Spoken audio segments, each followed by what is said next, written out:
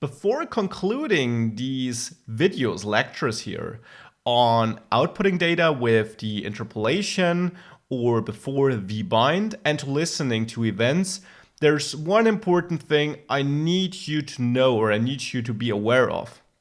Right now, we're most of the time using this in a way that once we output something, we output a single property, like for the counter or x and y.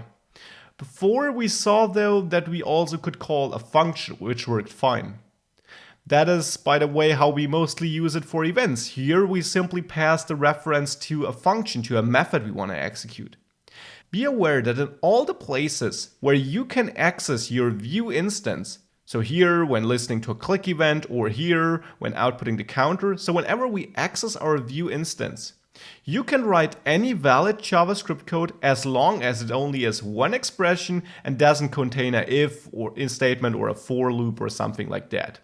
So simple JavaScript statements can be evaluated here. So if, for example, here I could duplicate my click button, and here I don't want to call increase, but I directly want to increment the counter by 1. Well, I can simply call counter ++ here. And if I save this, you see now I can click this button just fine and it increments my code, or my counter, excuse me. The same is true here for the string interpolation. I could easily output counter ×2.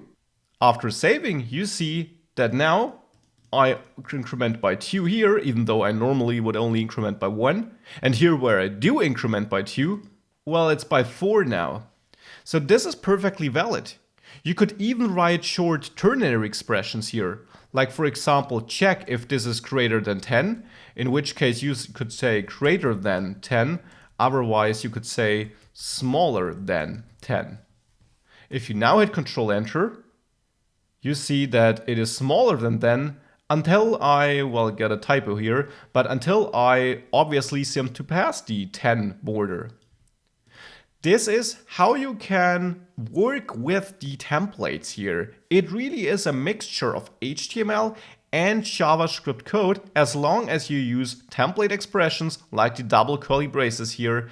And this gives you this very strong connection between your HTML code, your template up here, and your JavaScript code, your view instance down there, all managed automatically by Vue.js, and giving you thus the power to write very, well, powerful and user-friendly applications where you have this natural connection.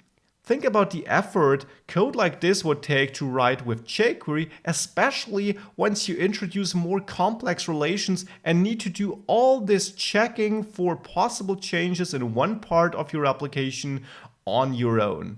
Speaking of that, we'll dive deeper into the reactivity of our properties in the next few lectures.